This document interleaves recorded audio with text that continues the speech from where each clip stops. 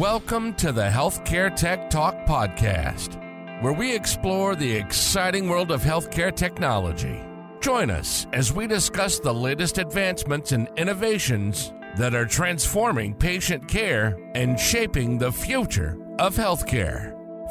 Welcome to Healthcare Tech Talk. Today we're going to see the hearing that just happened last month in Washington regarding the right to repair movement and the petition that there is up in Washington right now to have a legislation pass, which is HB 1933. And then we're going to be going and sharing some videos on this topic. Just bear with me and follow me along to hear this hearing, to just go over this hearing. So HB 1933 is the petition to support the right to repair products and digital electronics and secure a reliable source of information so we can also do repairs. A lot of manufacturers, as you know, have sequestered the information, service manuals, parts. We all know that we work in the healthcare industry. A lot of manufacturers refuse to sell parts to biomeds. Even though we are professional biomeds, we have career. They refuse to sell parts because they want to force us to go over their training, and that's been the back and forth arguments that they don't see us as qualified to work on the equipment. However, I disagree with it. I have worked with previous OEM organizations and currently work with a biomed organization. Let's talk alone and see what the hearing was all about. This is something that we need to continue to raise our voices as an industry so we can pass this legislation as soon as possible. This is affecting industries all across North America, not just healthcare technology. It's affecting, agriculture. It's affecting manufacturing. It's affecting the car manufacturing industry. Mechanics can get parts or service manual to fix a vehicle. Even you as a homeowner, or as a vehicle owner, cannot obtain some of these documents. Good morning and welcome. Calling to order the Consumer Protection and Business Committee meeting of January 12th, 2024. It's nice to see everyone. We're going to open this morning by starting with a public hearing on House Bill 1933. We have a staff briefing from Ms. Mulvihill. Please go ahead. Good morning, Madam Chair, members of the committee. For the record, Megan Mulvihill, staff to the committee. And Madam Chair, it's my understanding that I should brief the proposed substitute that's on the EBB for this one. Yes, please. Okay. By way of background, modern digital electronic equipment often has technologies such as microprocessors that are difficult for consumers to fix and maintain because of specialized tools, parts that are not easily accessible, and access to proprietary diagnostic software. Consumers can attempt to repair their own digital electronic products or use the services of an authorized repair provider or an independent repair provider. Authorized repair providers are merchants that have an arrangement with a manufacturer to service their products. Independent repair providers provide similar services but are not affiliated with the manufacturer. Turning to the bill, House Bill 1933 establishes the Right to Repair Act. Beginning January 1st, 2025, a manufacturer of digital electronic products that are manufactured for the first time and first sold or leased on or after July 1st, 2021, must make available to independent repair providers on fair and reasonable terms any parts, tools, and documentation required for the diagnosis, maintenance, or repair of such products and their parts. So let's stop right there on fair and reasonable terms. Will that keep the statement open for them to say that, we won't share this information because it's proprietary information, sensitive information? This is going to go far, far away, guys. This is something that the wording of this bill needs to be carefully analyzed because they can take any of those words and make an argument that they don't want to provide tools or software because it will damage the ability for the business to develop or to maintain business secrets. So that's something that it's going to be a tough one, at least in our industry. I know that there are other industries that I think will have an easier path moving forward with HB 1933. In our industry, we still have a lot of road to go through. Please take a moment and leave comments on this video. What are your thoughts? What can we do as industry to provide a secure path on achieving an alliance with the manufacturers and organizations, so we can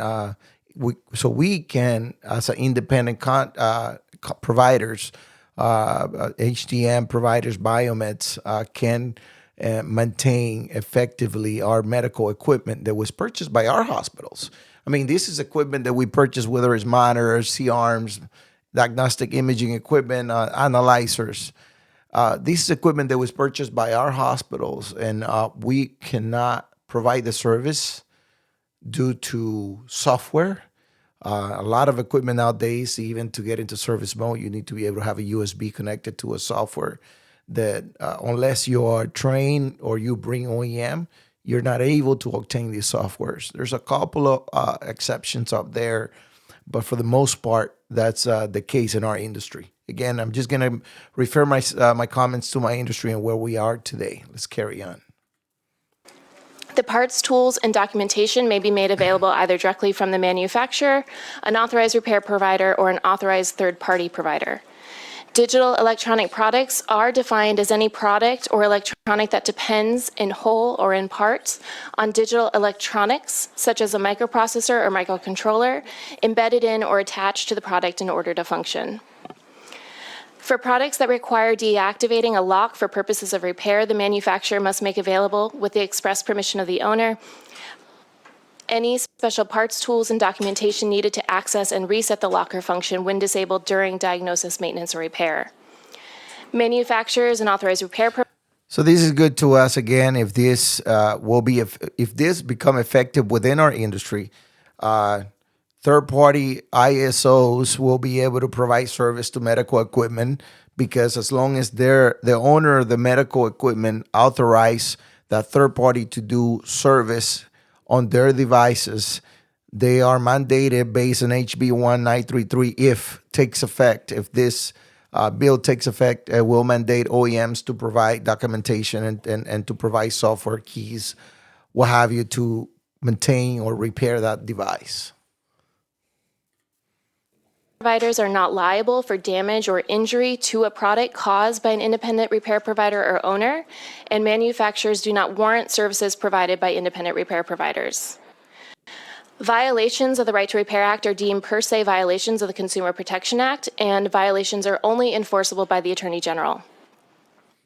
Before either an authorized repair provider or independent repair provider repair a digital electronic product, they must make notice to the consumer which explains the steps the provider takes or does not take to safeguard privacy and security.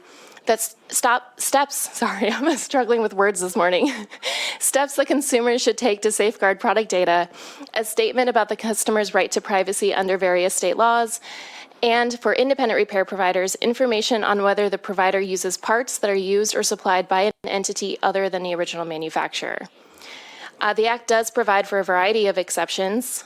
A manufacturer is not required to sell parts if those parts are no longer available.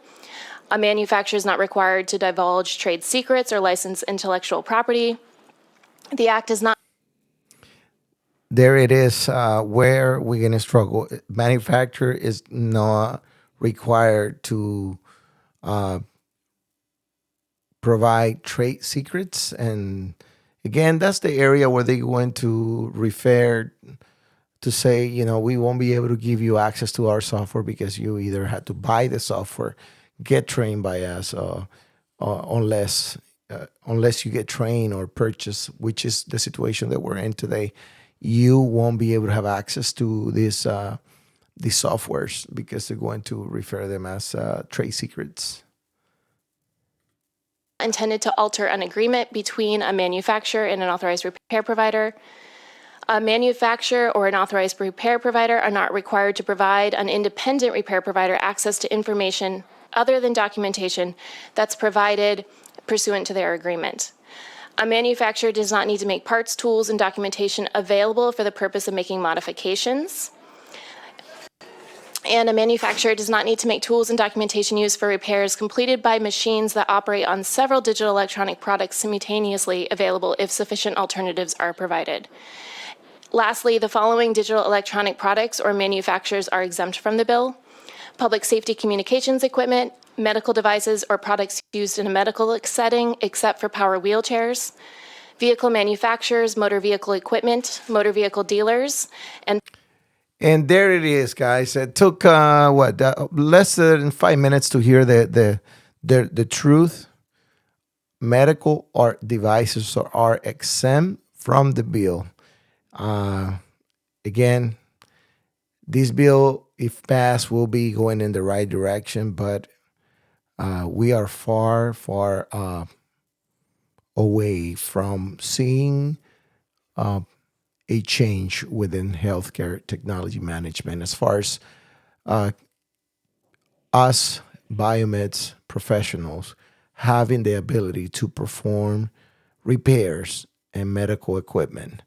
It's getting tougher and tougher in our industry right now. And as you saw, HB 1933, it's going to exempt our industry completely, and car manufacturing. It's a couple industries that this bill won't be able to protect. power generation or storage equipment or infrastructure for fueling or charging motor vehicles, utility equipment, construction equipment, road building equipment, mining equipment, low earth broadband equipment manufactured before 2044, and video game consoles. And that concludes my remarks, and I'm happy to take questions. So here's the thing, guys.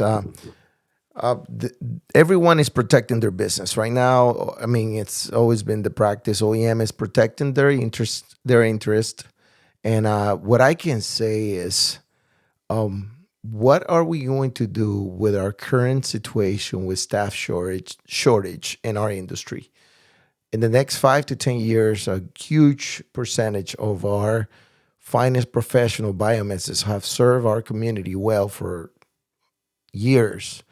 It's are going to be soon retiring. What are we going to do to be able to offset the labor and the knowledge required to provide these services? Do we need to get into an agreement with the OEM? Do we have to have a committee that like Amy that can provide licensing, training, proper training for our biomed so we can be qualified? Do we have to create a benchmark? I mean, right now, Amy has CVET, which is a certified biomedical technician certification. Are we going to what are we going to do as an industry to offset what's coming, what's ahead of us? It's going to get challenging and more challenging as time goes on to be able to maintain and sustain this medical equipment top notch. OEMs can no longer guarantee 24-hour service, and a lot of technologies. I mean, I'm not going to mention any in particular, but it's happening more frequently where OEMs sometimes, even when you have equipment now, make you wait 48, 72 hours and not even get to the part where it's still today in 2024. OEMs have had challenges to be able to come up to speed with part shortages. We still have, and we're still seeing a tremendous amount of back order parts. Some of these large entities that cannot provide parts on a timely manner due to many factors that we can get in, but at this point in 2024, I mean, every factor in every situation, it's isolated to a unique type of thing, and why parts are not available, and for many products. Anyhow, so what are we going to do as an industry? Share your thoughts. I just want to get the community together, HTM, a community together, and just have ideas. I know that there is a lot of influencers and a lot of people in our industry, they're making an effort to close that bridge so we can come to an agreement, whether it's with the OEM as an industry, whether it's another bill that needs to be specialized and focused on our industry, but something needs to happen. Something needs to happen because in the end of the day, we are all here to provide support for patient care. And the longer we wait, ability for us as a whole, not just third-party organizations, biomed in-house programs, but including the OEM, we all are going to struggle to be able to keep our head above waters, to provide the quality of service that our hospitals need, that our care providers need to perform their jobs.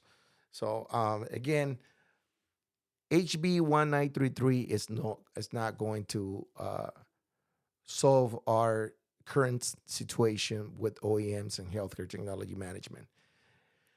Anyhow, this is a quick video I wanted to make. I was going through, scrolling over the news and talking about it, and just talking about it with some peers, and I haven't seen it. The movement has slowed down.